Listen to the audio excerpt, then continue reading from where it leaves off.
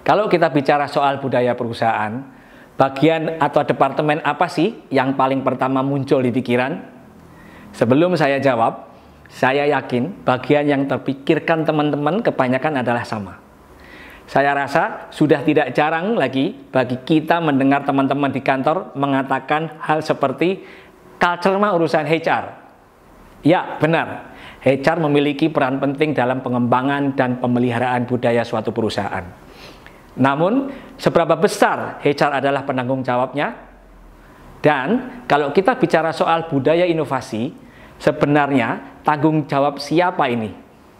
Yuk kita bahas di video berikut ini.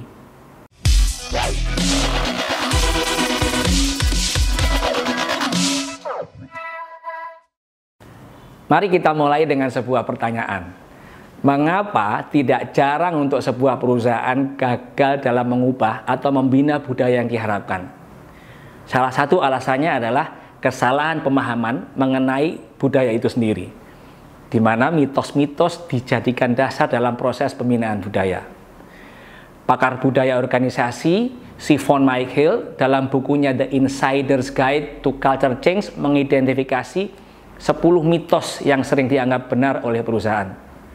Dan 2 diantaranya berkaitan dengan siapa yang bertanggung jawab soal budaya. Pertama, mitos bahwa pembinaan budaya adalah tanggung jawab HR. Namun realitanya seharusnya semua bagian memiliki peran dalam pembinaan budaya. Kedua, mitos bahwa perubahan atau pembinaan budaya dipimpin oleh champions atau agents of culture and change. Makanya seringkali di dalam inisiatif perubahan budaya, 1 atau 2 orang di setiap bagian dipilih sebagai champion atau agent untuk mempengaruhi rekan-rekan di dalam timnya. Namun realitanya hal ini tidak cukup efektif. Karena sebaiknya perubahan atau pembinaan budaya dipimpin oleh semua leader atau manajer di setiap level. Jadi bila saya tanya lagi nih, budaya itu tanggung jawab siapa? Maka kita nggak bisa lagi nih menjawab tanggung jawab HR. Karena semua bagian dan para leader dalam organisasi harus terlibat. Dan hal ini berlaku juga untuk budaya inovasi. Nah, berarti kalau banyak sekali pihak yang bertanggung jawab untuk pembinaan budaya inovasi, bagaimana pembagian tanggung jawabnya? Menurut Alexander Osterwalder, ada 3 pilar yang harus dibangun dan dijaga untuk menunjang pembinaan budaya inovasi.